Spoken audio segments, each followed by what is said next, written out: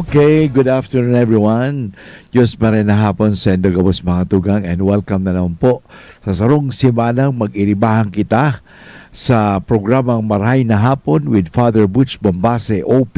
ng UST Legazpi. Ini po sarong tape as live to si Father Butch may inaasikaso po duman sa Manila.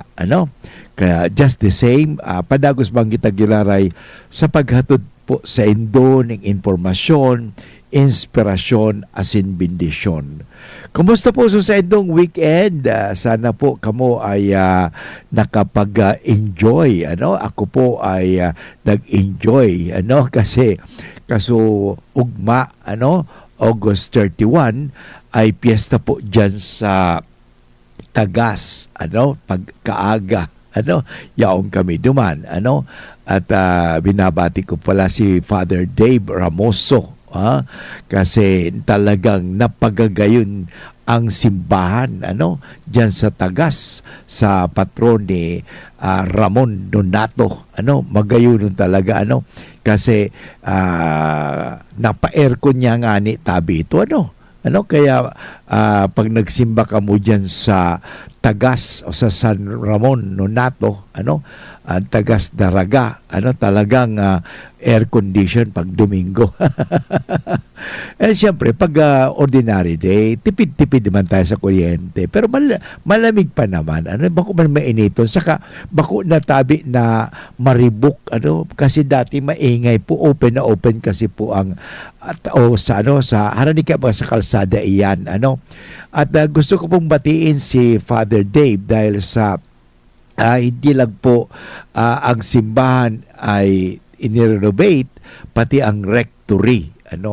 at mahiling ta mga tugang na ininot nga ni so simbahan bago suharong kang padi magayonon talaga ugali kay ning pading iniho kaya binabati ko kino-congratulate ko si Father Dave Ramoso talagang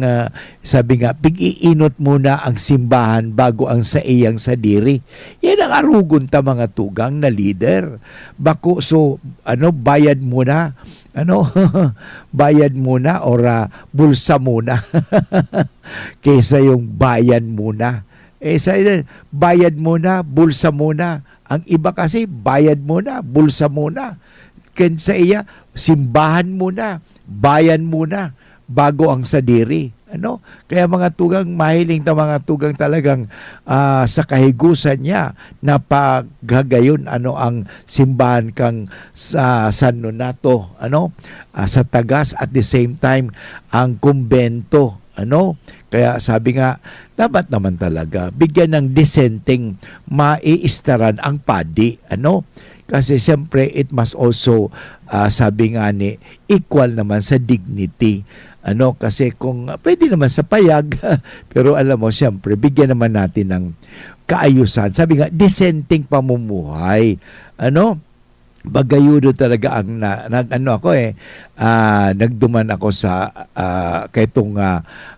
clergy night at siyempre so ang clergy night kasi mga tugang magay na sa mga padi na bako sa naman digdi sa Vicariate kundi digdi sa diocese ng Legazpi everybody is welcome at yun nga ni mga tugang nagkakahirilingan nagkakalarumpungan at nagkakairistoryahan sa ruyan mga tugang na importante yan sinatawag na synodal church hindi kinodal church ang importante talaga may relationship ang simbahan is relational hindi lang structural or procedural or legal or ritual kundi relational bakit incarnational po kasi yan si Jesus na parito sa mundong ito parang makipag-ugnayan sa tao kaya kung mahiling natin na si Jesus baga mamaga pigaparasunod sa mga protocol kan mga Hudyo mga Eskriba at Pariseo lalo na itong sa washing of the hands ano mas importante kalinigan sa luwas o kalinigan sa laog ang linig-linig gani sa luwas pero sa laog naman sa kalooban mo pala maation yung yung ano, or kundi halimbawa ginagawa mo naman ang mga mabubuting bagay, pero yun pala sa kabila noon parang mapakita mo lang sa ibang tao na ikaw pala ay napakabuti, pero may hidden motive pala yun. Parang ikaw ay purihin, palakpakan at parangalan, dakilain. Yun, pag hindi ka dinakila, nagagalit ka. Yun, kaya mga tugang makikita natin